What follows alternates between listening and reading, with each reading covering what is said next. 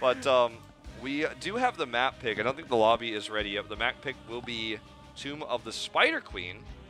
Be the map choice of Miracle.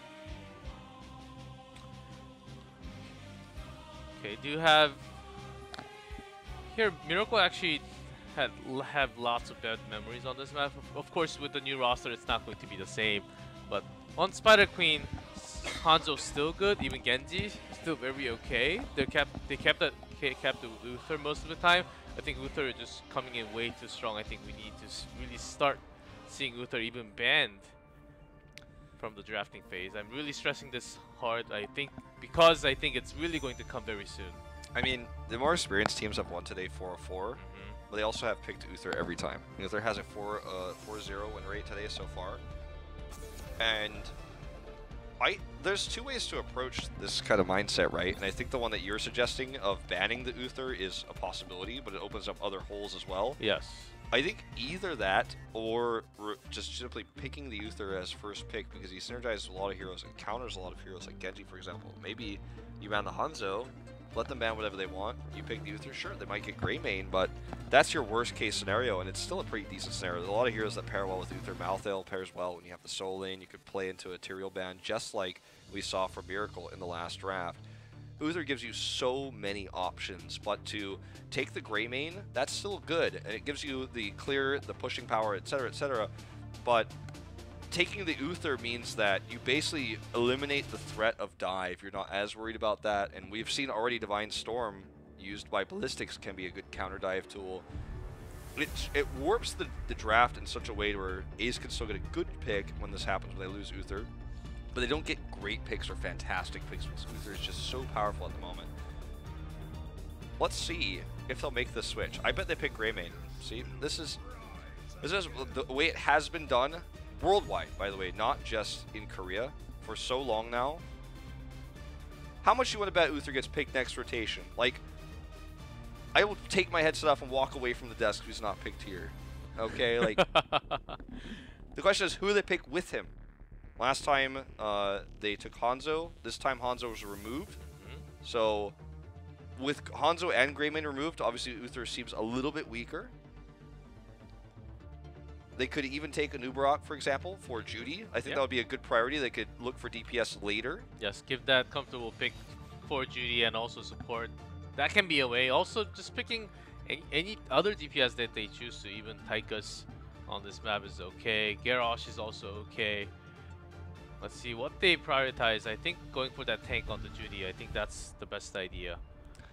The three heroes that synergize best with Uther are Grey Main, Genji, and ETC, I guess you could say to a lesser extent, Malthael. So Malthael and ETC kind of both make up like a half because it's not a great synergy. Cassia is really interesting. We've seen Cassia banned many times this term. I think played only once so far. And Cassia works well with Uther in double support compositions. I wonder if that's what we'll see. Strong against Grey Main as well. And Ace is now going to have to adapt and play a mage. I think waiting to pick the second DPS to the later stage of the draft to find out what kind of Cassia this is going to be is the idea, or should be the idea. But what they ban in a moment, I think is like their toughest part, because it's really hard to say now. Maybe ban a tank, because, you know, again, you're working against Judy. Pick a tank here, ban a tank. There's the Anubarak. They've chosen a strong soul laner. See what Miracle wants to remove. I think this is much less significant. It's going to be a safe ban, almost 100%. Could even be like a Lucio ban. That's an easy one to do, and I don't think they really have to ban a Rehgar here, as KCB has been missing a lot of Ancestrals, and Miracle should be knowing that. Grabbing a Nubarak, but something else to take in mind. Grabbing a Nubarak that early means that they want to have some combo along with the Cocoon, maybe just having a mage or some other CC pair up. They're thinking cooldown once more, maybe? Okay, Stukov ban. That's or the silence can be very harassing. Of course, right after the Cocoon, not just that, they can pair up pretty well. That's not the greatest pick, I think, for this map, but it's still removing a strong healer. if they take Lucio now, Miracle has the opportunity to draft a comp that can destroy that, like with Tyrael who's still available. Had they banned the Tyrael, it would have screamed they wanted to draft Malthael again, but they did not. They're changing up their strategy, they're changing up their style, they're not being predictable, which is always a good thing to see. Now, this is the most interesting pick, but maybe potentially for the entire draft to me, is has Ace identified the problem of Judy? They banned a Nubarak last game, and I think the answer is yes. Looking to ban the ETC this time that gave them grief on map 1, and Judy's weak hero pool, he's a fantastic tank player on certain heroes, ETC is one of them. His weak hero pool is going to cost them big. We talked about how Stitches is no longer meta, made a name for himself all year long in 2017 for that hero. And how does Miracle respond this time? Is it time for the Blaze you were talking about? Is it that time? He's obviously very good at delaying turn-ins and has good wave clear. They don't have a solo laner yet. And Blaze does have the wave clear. Also, this really good on this map especially. But if it does not feel comfortable, I think Morden is just an okay response. Leoric Chromie, they want to change this up very hard with Cassia Chromie. That is something I have not quite seen. Let's see a dive.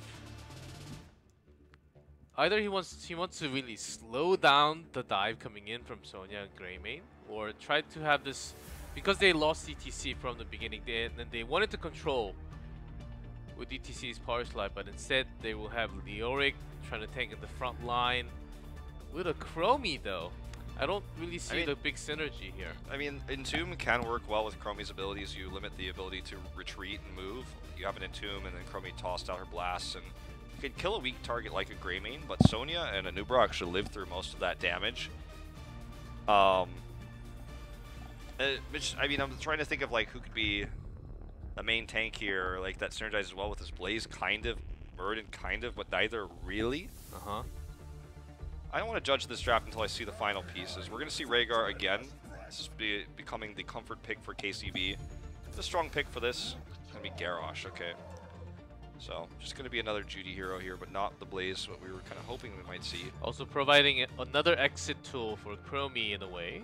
Yeah, good peel. Yeah, not too bad actually. It has pretty good tank from the side. Can actually get the armor when there's a crazy amount of damage coming out from Ace.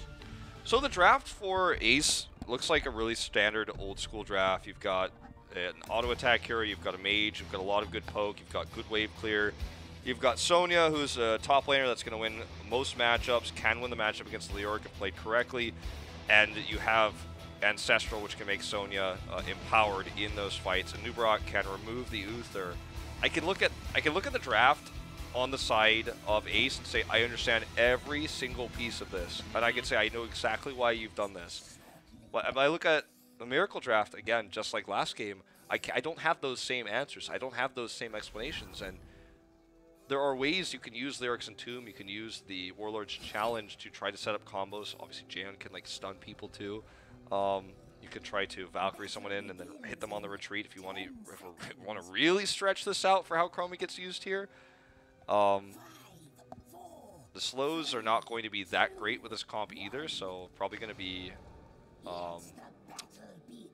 is it timeout? I'm losing my mind. I can't remember the second heroic ability for Chromie right now, but I don't think it's going to be a slowing Sands. Could be. You have melees all around in the longer fight with Sony getting up there, Rhaegar and Greymane, but I couldn't tell you that I understand this comp, and I guess that we're going to try to learn how it works as this game goes on. If it works, that is. Let's see. You see a lot of the time trap build coming up from Chromie these days. Maybe this another day we'll see that build coming up from Miracle's Chromie, but Judy getting caught a little bit here as the heal comes in. That's going to save him. It's like he's got his armor, he's got Uther's armor. He's like, I mean, it was a good rotation by you guys, but like, I'm Garrosh, and he's Uther. Never gonna get a kill. So Chromie does offer mediocre wave clear, like can be all right. Seeing her just kind of rotating right now. They're trying to bully a little bit. Meanwhile, Sonya is winning the top matchup, or the solo matchup. It's actually in bot in this case. early camp here coming through because they have Greymane. Miracle has no such hero that can actually do camps, so during this time they're just looking to push these lanes in. Miracle's position, as they send Cassia and Chromie to do the camp, Miracle's positioning in this early game was stronger before the changes to the ammo, because in this moment they would at least be able to deplete a lot of ammo and then get more out of that later. But in this current patch, in this meta, like doing this doesn't work out as well. Well, let's see. That's still a long time to go into the game. No time trap. It's gonna be the usual one, the talent.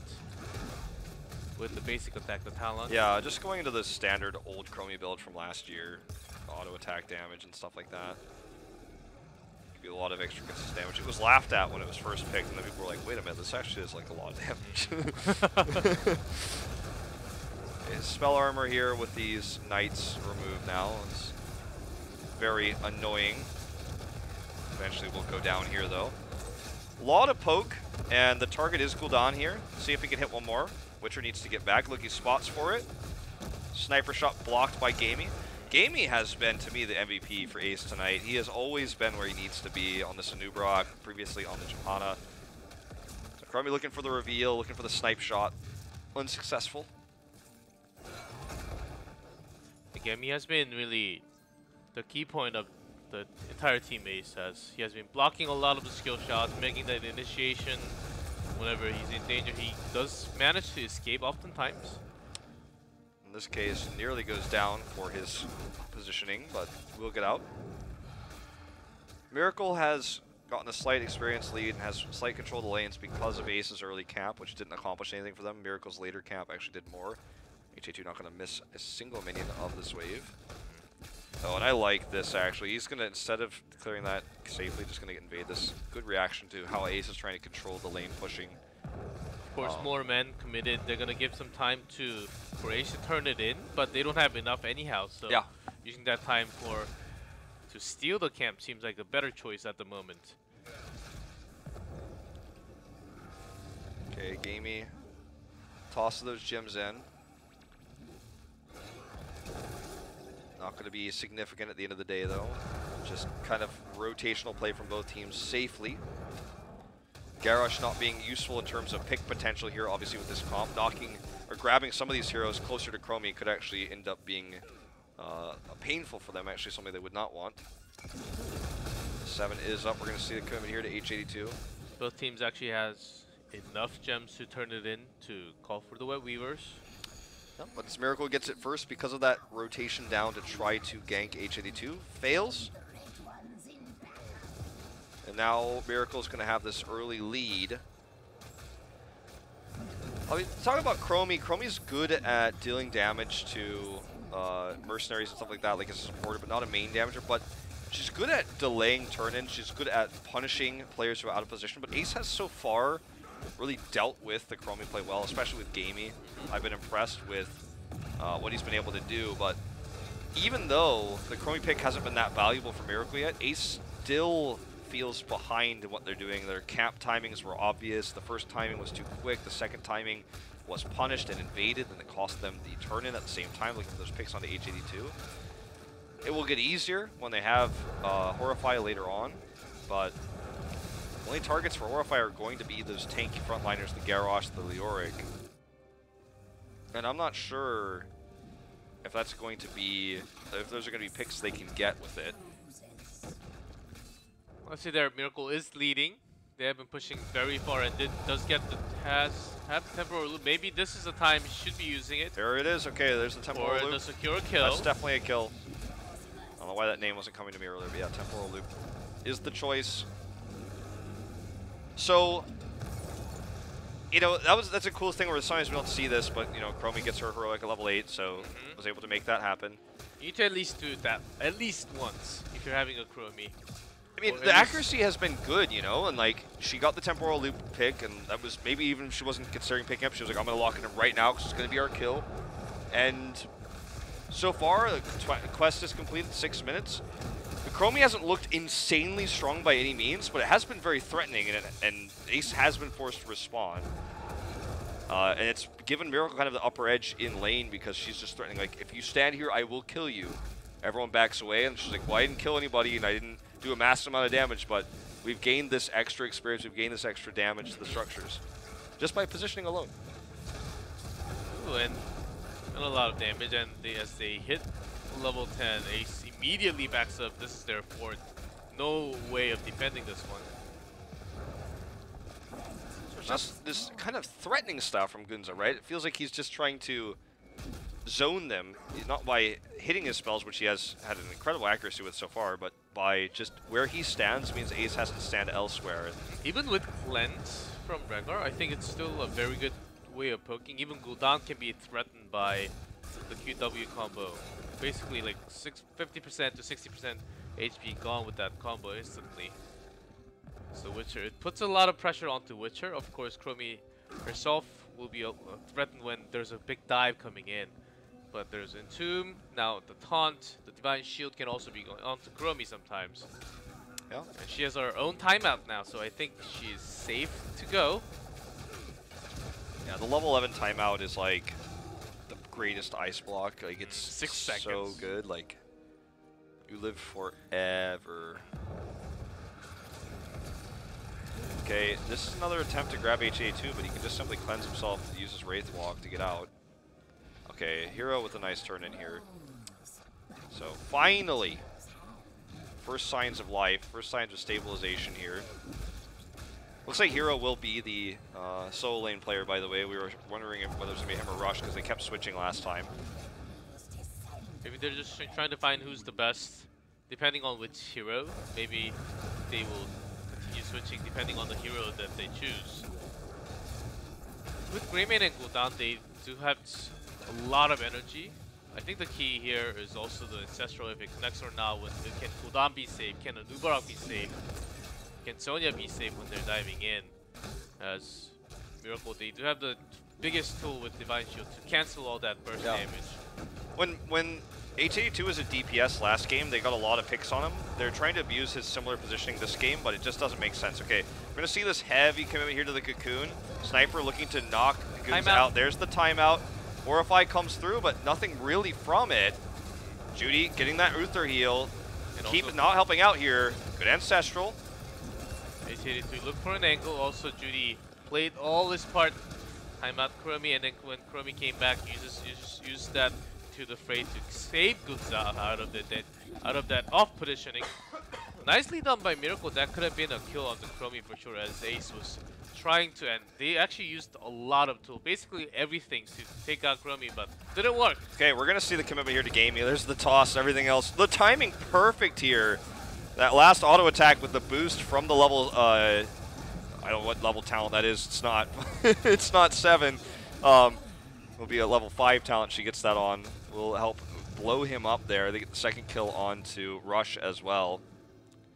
And now, you know what? Even this is probably a little bit too risky. They're gonna get away with it, as Miracle's gonna go for the safe turn in. I think they're gonna try to boss with this. Boss and then turn in maybe. I think they just have enough time to do so, as they hit 13 also after the team fight. They're making everything work as this. They're taking it slowly, though. They're not really pressuring all the way. They didn't really go all the way into the keep or anything. They still have lots of force to go to. I think we asked. Well, hold that thought. We're gonna have this fight occur here. They still need to actually secure this boss. Everyone's up and respawn here. They have Horrify to use. H82 doing a lot of peeling here. Divine Shield. No Divine Shield. Gamey is down. It's going to be a triple here. Witcher gets caught. This boss deny attempt from Ace was just not well coordinated, and they're going to lose 4 of the members. Boss is going to be up, and they're going to have Web Weavers against them, and all the gems are despawning on the ground. And a turn in. Yeah, and to go back to what I was going to say earlier, the question we asked in this draft, G-Clef, was, is there a theme to this? Like, what's the plan? We don't understand it. I think the answer is this is just a well-practiced comp with strong frontliners for Gunza, who's clearly a Chromie specialist, which we didn't know. Speaking of which, tons of damage coming out here. So Gunza has shown us 2 kind of specialist, unusual picks with the Junkrat, now with the Chromie. And this one looks very polished. Very good accuracy, good understanding of the timing, very crazy moving-esque. And remember, Miracle was the team that played this hero more than any other team, but that was because it was Crazy Moving is one of his best heroes. And it's funny that his replacement is just as good. So it feels like a hero that just fits this team and this roster specifically. He might actually be even better. I think so. And I don't think I'm overstating that, as Gunza's positioning is pretty good since match number 1. And his hero pool basically is the same or might be even better than Crazy Moving in a way. Yeah, I mean, we'll never know if Crazy Moving would have played Junkrat, but like, he's shown us some certainly unique heroes here for the draft, and this one left me wondering, this one left me pondering, and I still don't know if this is the most synergistic composition, but it's terrifying to me that given one of Judy's best tank heroes, HA2, plays a tank top laner, if 2 frontliners, he does not miss his skill shots, and just the concept of that alone, with how well he's been able to execute this Chromie, almost feels like it didn't matter which frontlines you picked or what the synergy is. So there's oh, a man. toss on the Gul'dan, does have to use. The Cesperal does connect, so he may actually be alive. Witcher is so low here. He goes down. The Entomb is great. KCB not getting out of this one. The Ancestral was good. The Self-Horrify cast was instant. It was very well timed, but still, the execution too good on the side of Miracle. And see what Entomb can do for this comp. Doesn't feel necessary, but when it connects, it feels good if you're a Miracle fan. This is going to be the first keep of the game at sub 13 minutes. I'm going to walk away.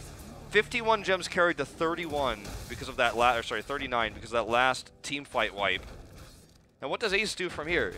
You know, it doesn't feel like there's a good answer to the comp of Miracle because the front line has been doing its job. And it just leaves Gunza to just sit in the back line and do damage. I would love to press tab and see that exact number at this moment in time. Yep, Judy's actually doing his part, picking on the up position Gul'dan. Of course, that can't happen in game. There's no way that Gul'dan should be alone like that, and not knowing that Garrosh is around you, that's a big problem, first of all. But Judy making those kind of big plays. As a Garrosh, you need to make those kind of big, crazy turning plays at least once. That's the exact reason why you choose Garrosh, not just to tank the front line and peel for your teammates. Yeah.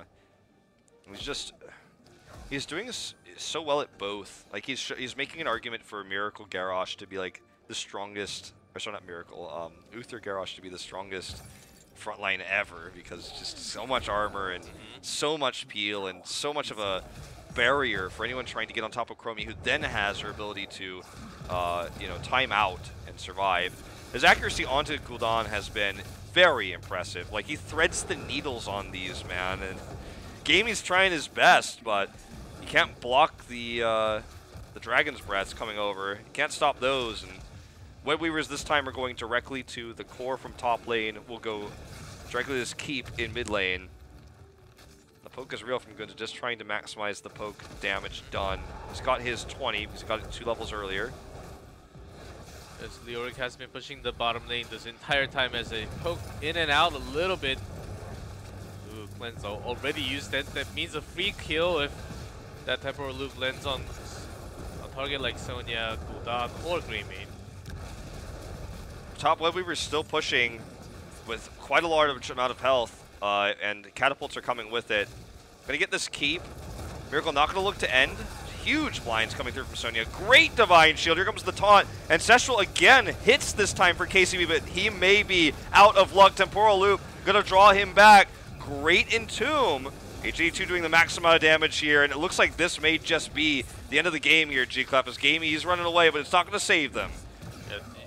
As you noticed, Sniper was the only one. He actually knew that he was the target. He went in distrusting his teammate with the Divine Shield. The Cocoon actually was too late.